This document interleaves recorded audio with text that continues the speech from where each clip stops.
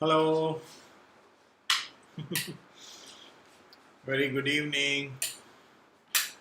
How are you? Good to see you all once again. Happy to see you all.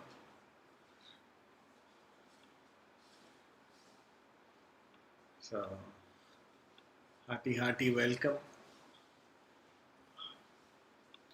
And today, these will be our tax questions.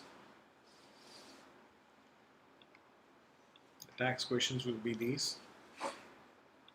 And I'm happy to let you know that we are on all these four platforms beginning today.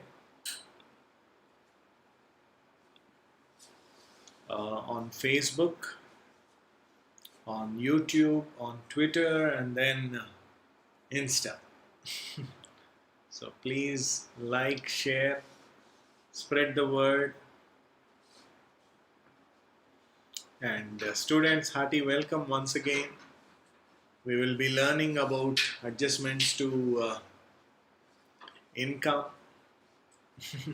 We'll be testing our knowledge on that and also on the practice before the IRS. Yeah, it's very good.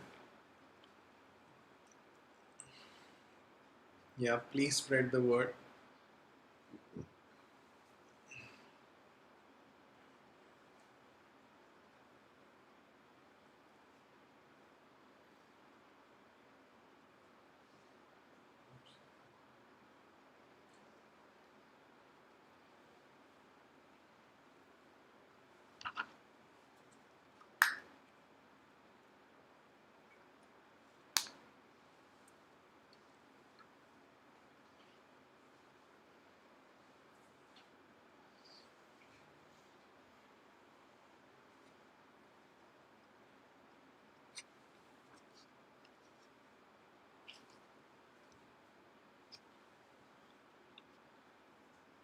So we just completed our session on tax credits today on the regular EA Part 1 classes that we are having, the live classes that we are having. And today we tried streaming it on all the platforms because one of the vision of iLead tax has also been to create some income earning opportunity for our US dependent visa holders also. So without getting into employment, without getting into any business, how you can become an enrolled agent and work as a tax expert, refer business to us, and make an income from yourself also. So today we are streaming from iLead Tax LLC page also. So hearty welcome to all our clients, and also on the YouTube, Facebook, and other social platforms. Probably on LinkedIn also. From the next T-Day session, probably Thursday or so, or most likely next week we should be there on LinkedIn also. So hearty welcome to all the wonderful people. As enrolled agent is the America's highest tax expert, right? America's highest tax expert and is authorized, federally licensed tax practitioner to practice in all 50 states in the United States. Yeah. So I encourage people to become enrolled agents. So whether it's US dependent visa holders or people looking for additional income opportunity in the US in these pandemic times, or our own youth who are trying to make an impact on our economy by becoming the America's highest tax experts. Okay, so I wish you all the very best. And just to give you some background about what and who an enrolled agent is. Enrolled agent has three examinations, just like how you have chartered accountants here. Similarly, you have CPAs in the USA. CPAs, they take care of accounting, auditing, and attestation services. Enrolled agents, of course, CPAs also are into taxes, but EAs are only into taxes. So if you have to ask anything about taxes, I think enrolled agent is the right guy. Of course, anything about accounting, then certainly without any doubt CPA is the right person. But if you look at the statistics, the average needs of an individual taxpayer It's more on the taxes and the financial planning than on auditing and attestation. So without disregarding that, without disrespecting CPA or anything, we just want to uplift EA so that it's easy, quicker, and because it covers, the regulation paper also in CPA. It's always, advisable to become an EA first. Okay. So today, people, we will be testing our understanding on adjustments, on the adjustments, okay, and the practice before IRS. So people, EA has three papers here, okay, part 1, part 2, and then part 3. Part 1 talks about individual taxation, part 2 talks about business taxation, and then part 3 is representation, um, you know practice and procedures. So individual taxation, it's like my taxes. Business taxes, it is ILEAD taxes. And then representation, in case we get any audit, query, or any kind of notice, people, normally they panic from the IRS or, state, or local department, state or local department also, you are authorized to represent. Okay, so that's what an enrolled agent is. And becoming an enrolled agent, even for dependent visa holders, becoming an enrolled agent, you can advise people better, especially the Indian community people, or people who are new to US or who do not know anything about taxes. You can advise them better. Yeah, and then you can refer them to ILEAD Tax LLC and be part of making some additional income just by the word of mouth. Yeah, more than the marketing, we go by the word of mouth. So hearty welcome to all you wonderful people, and it's such a joy to connect on this platform every tea day, Tuesday and Thursday. Yeah, fine people. So without wasting much time, let's get into our tea day session today.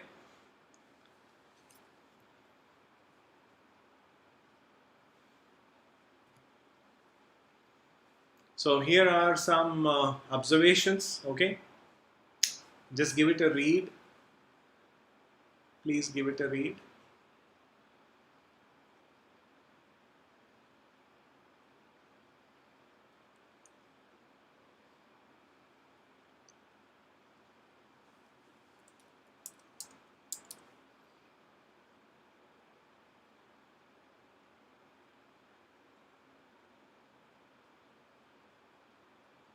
Yeah. So I encourage you to open it, in a separate platform. I mean, if you're watching it on mobile, then menti.com and all these things. Probably you can. If you're watching from mobile, I would encourage you to watch this session from YouTube, so that it doesn't disturb you. Okay. And if you learn something new, please make a note of it. It may be helpful to you. Yeah. And the people. So individual taxation, SEE. When we say SEE, it means special enrollment examination, which is nothing but there's the examination that you got to pass to get the federal tax license from the Internal Revenue Service, which is the U.S. Department of Treasury. So SEE means special enrollment examination, and this is directly from the IRS.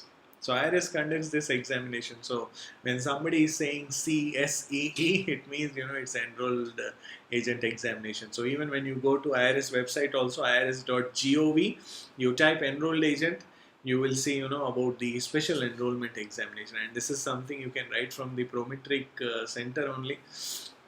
And every state, it has Prometric Center. Now, because of the pandemic times, they have restricted the Prometric centers, but otherwise, it is there in all the states. And of course, if you're in US, it should be easy for you. Yeah. So this is about individual taxation, people. So let's take up our very first question on adjustments to income. All the very best.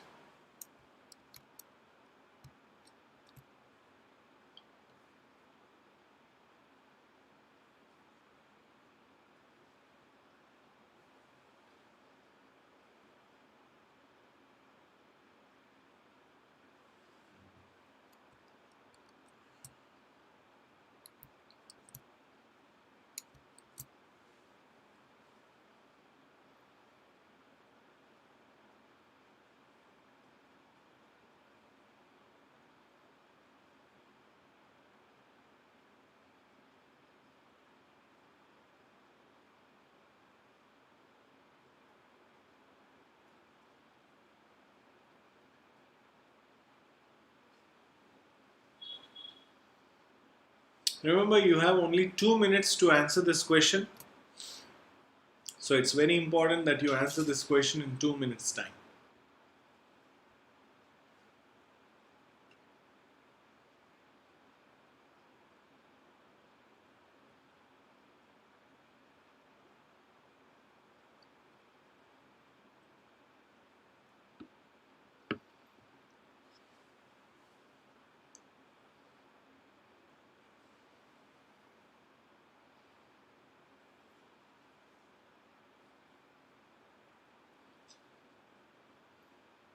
Hmm.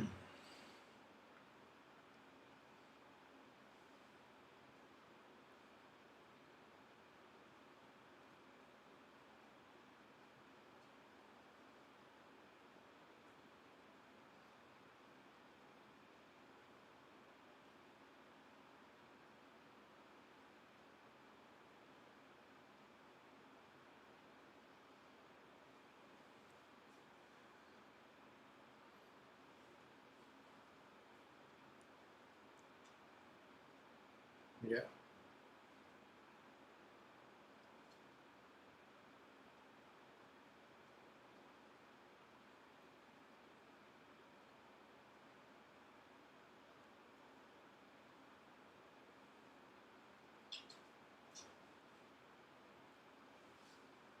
Yeah.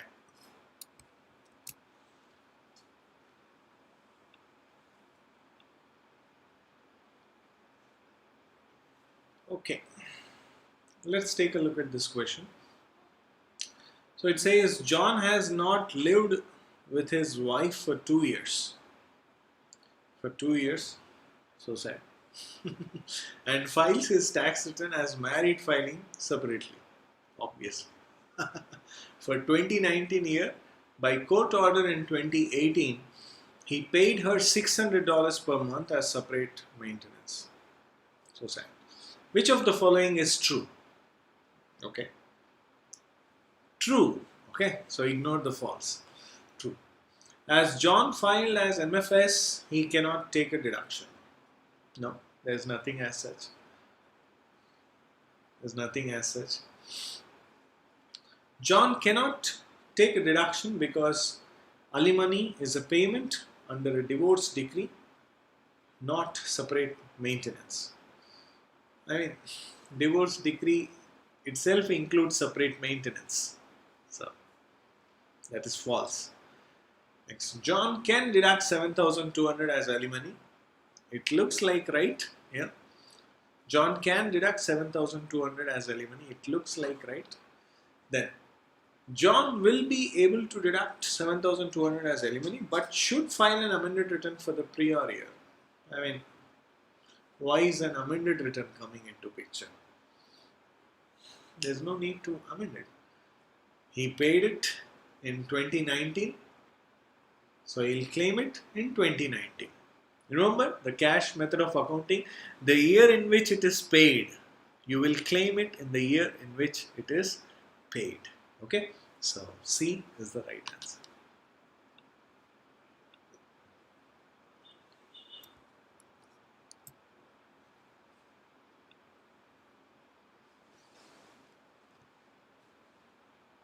Yeah, here comes the next question.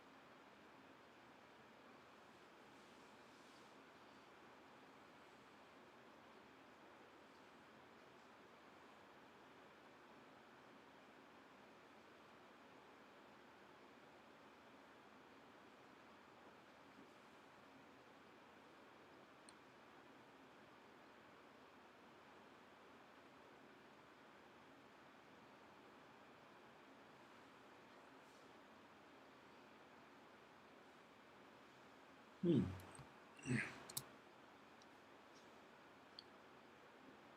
Okay.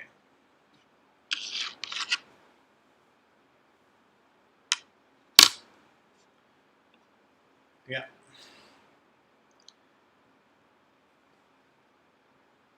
Victor was separated from his wife, but he still do not have any legal separation agreement. Okay. During the tax year, Victor paid $2,000 for the support of his son, who lives with his wife. Okay. Which of the following statement is correct? Again, which one is correct? Only in case of legal separation or divorce, child support can be considered as an adjustment to income. No, child support is not considered as an adjustment to income, nor does it form part of alimony. Child support is not part of alimony. When $2,000 can be considered as alimony? No. Child support is an adjustment income? No. Then child support cannot be considered as an adjustment to income? Yes. So D is the right answer. Let's take up the next question.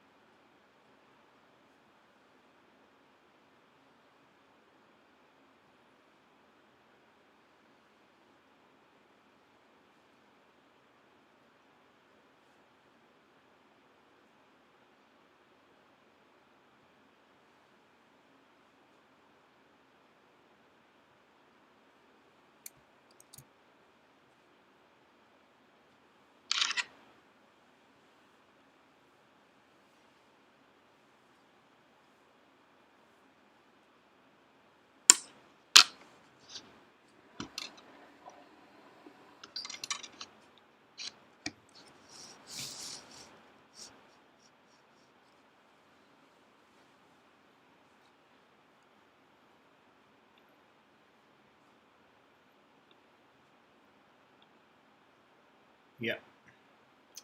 So this one says, which of the following qualifies as an alimony payment pursuant to a 2018 divorce decree? Hmm.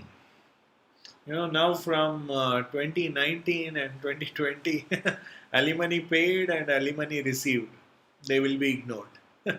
And divorce is becoming so common with this, even with these stay-at-home things. I think stay out of home situations are also coming up. So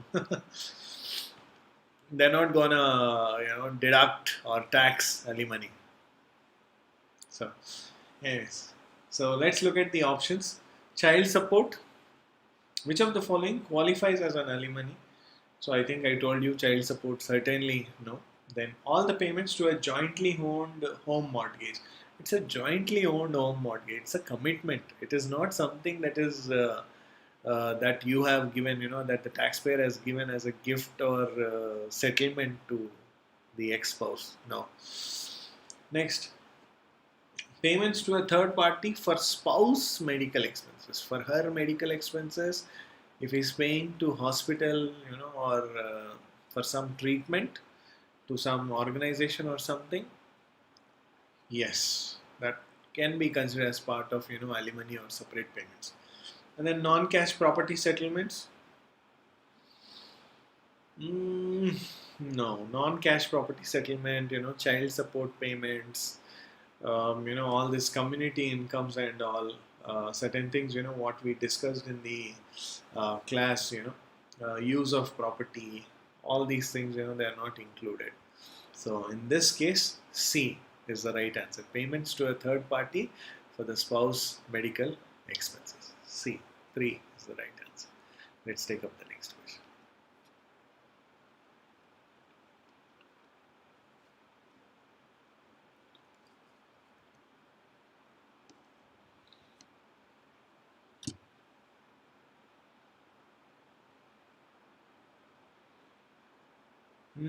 Question on the health savings account.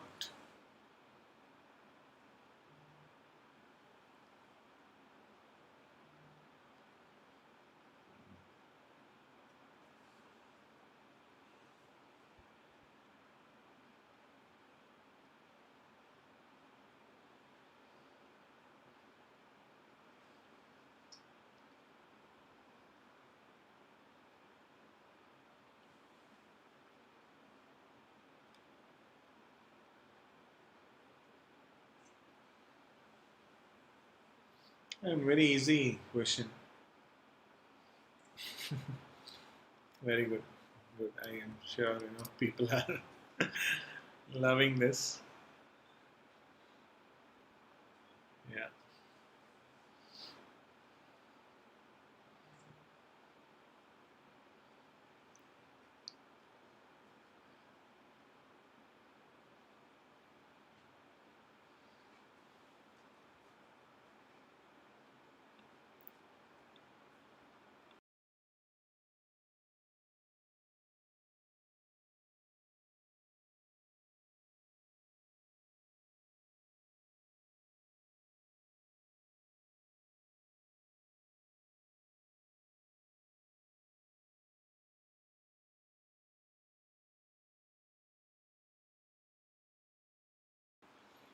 Okay.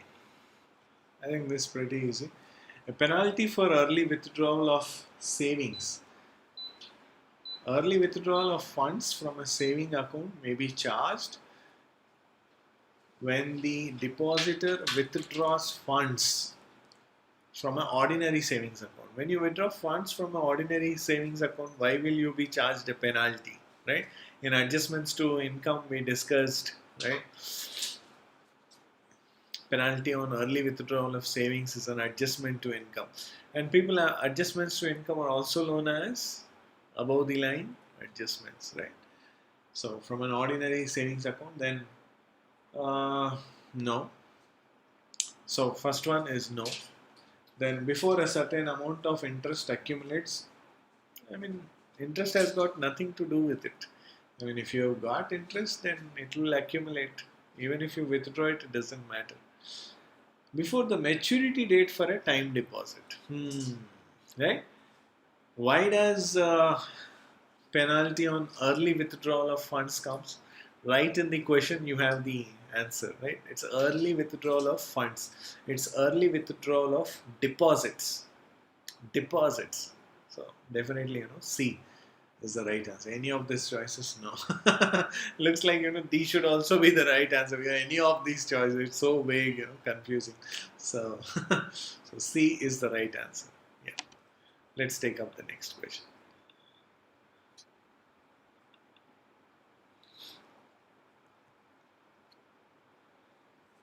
Oh, cool. Tax time. A very straightforward question. By which date a taxpayer can contribute to HSA?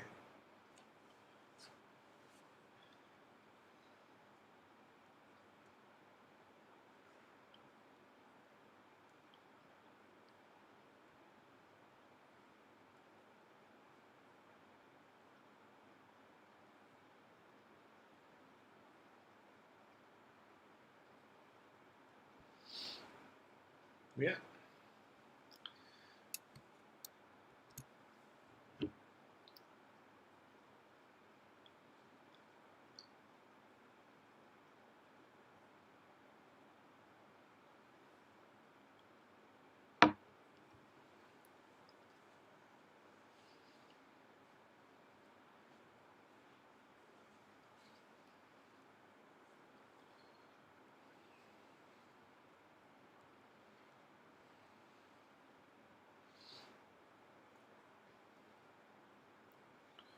Yeah. This shouldn't take much time for you. Yeah. So just like IRA, even here April 15th. April 15th is the date, up to which you can contribute to a HSA, Health Savings Account. Yeah. Let's get into the next question.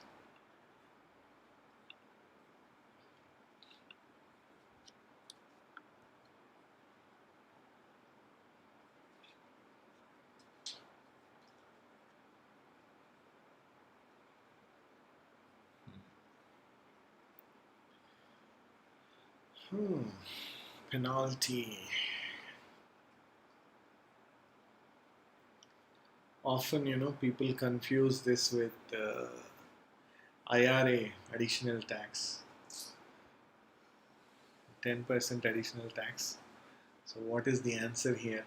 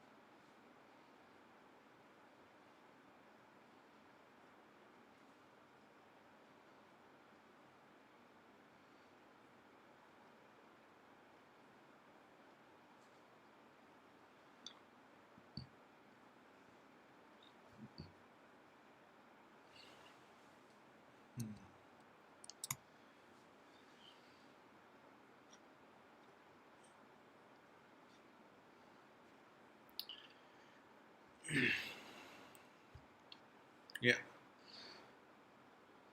So what is the penalty imposed by the IRS if you use your funds for non-qualified expenses from a HSA withdrawal? I mean, this is not something that you should try to link with IRA withdrawal. IRA withdrawal, you have regular tax plus 10% additional tax. That is different. For HSA also, earlier before 2011, for HSA also early withdrawal penalty was 10%, and for MSAs it was 15%. But from 2011, it is 20%. Okay, so A is the right answer. So you have to use the withdrawal the funds, from the HSA only for medical expenses. So A is the right answer. Yeah. Okay, so with that we complete our questions on part 1, adjustments. Now we get into the questions on practice before the IRS on part 3.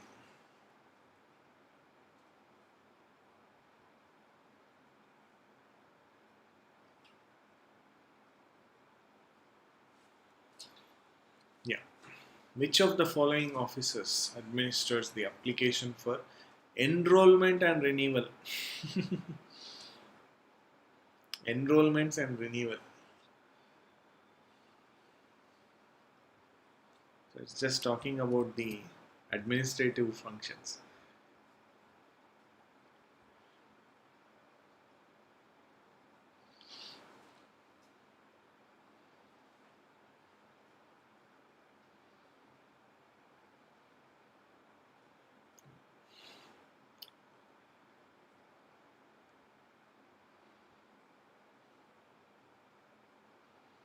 And this is pretty easy, but people are confused, I guess. Yeah. The Return Preparer Office. So this got nothing to do with the U.S. Treasury or Office of Enforcement and Oversight and Office of Professional Responsibility. It is talking about just the enrollments and renewal. I mean, once you become a preparer, or if you have to enroll as a preparer, or you have to renew your EA membership, it all goes into Return Preparer Office. Yeah. Let's take up the next question.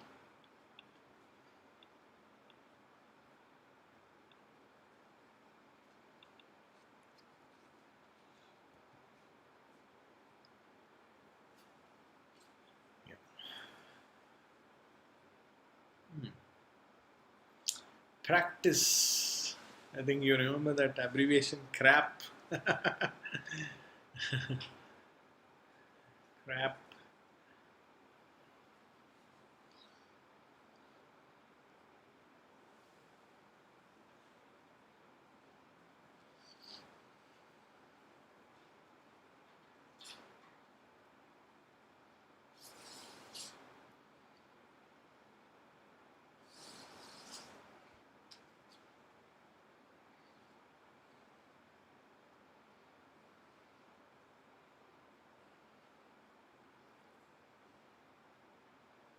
Hmm.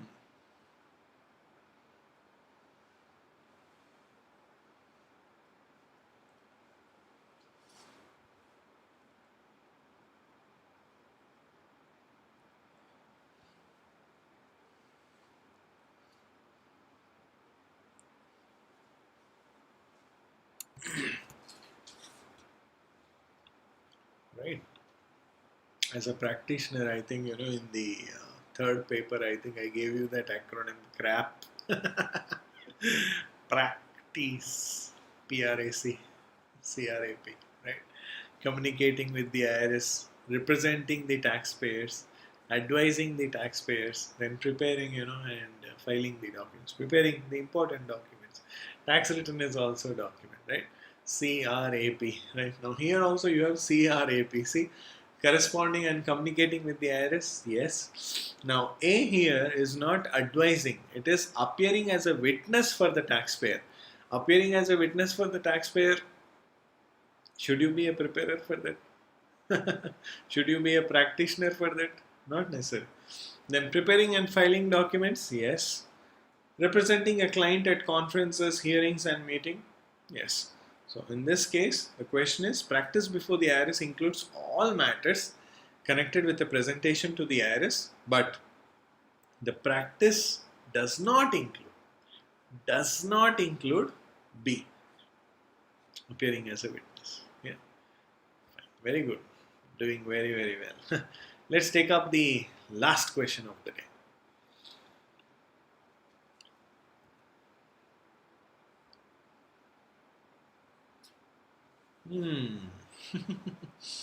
PTIN.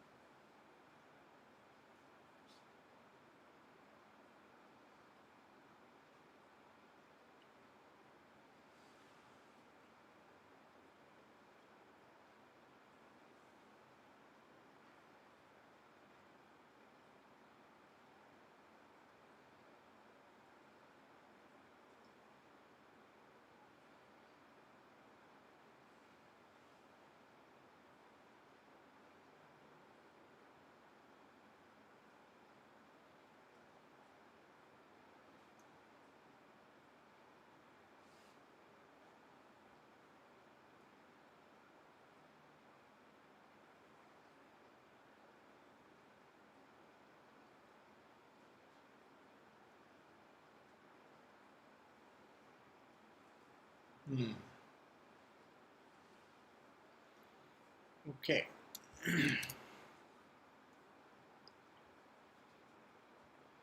Yeah. Which of the following correctly describes the PTIN? Okay, first one, it says PTINs must be renewed every 2 years. No, it must be renewed every year. I mean, by the end of the following year, actually. It means, the PTIN gates normally open in October, I mean, mid October or something, and you got to renew it by December of every year. And then PTIN, an individual who for compensation prepares tax returns or refund claims must obtain and use a valid PTIN or be subject to penalties. Yes. Obviously, an individual who prepares tax returns, claims refund. I mean, to file the return, you need PTIN. Then the total annual PTIN renewal is $60. No, it is $0. Now there is no renewal fees for PTIN. So A and C are wrong. As of now, A and C are wrong. B looks like the right. Then fees must be paid for PTIN initial registration. No, the fees for PTIN initial registration is also zero now. So in this case, B is the right answer. So very nice. I hope you are enjoying these sessions, and the answers that you have submitted is also truly amazing. And this is what we do, for the enrolled agent thing. Just take a look at this slide. So you will be able to learn the US taxation right from your home and become the licensed tax expert. And it's a license, not a certification or a qualification. It is issued by the US Department of Treasury, and there are 3 papers, 85 MCQs. Of course, the paper will have 100 questions, but only 85 MCQs will be valued with 71% pass rate. And you can represent your clients just like a CPA or an attorney on all the tax matters. Then so many jobs are available, and these are the salary that is paid in the industry too. So that's about EA, and if you need more information on EA, you have our contact details below. Stay home, stay safe, stay productive, and in this pandemic times, please add value to whatever you are doing, wherever you are. So EA definitely adds value to you, and it brightens your career also. Yeah. Thank you very much for joining us today. And every Tuesday we will be working on individual taxes. That is on part 1 and then part 3. Part 3, we just take up some 3 questions. But primarily the personal taxes, that is individual taxes, we do it on Tuesday. And the corporate tax or business taxes, we do it on Thursday. So there will be some learning, that happens, in this 1 hour time. So I encourage you to please come in, tune in every T-day. And please be part of Elite Tax Academy, and let us empower this great nation India with education, employment, and then entrepreneurship. Yeah. Thank you very much for being with us today. I wish you all the very best, and we will connect again on Thursday. Thank you. Good night.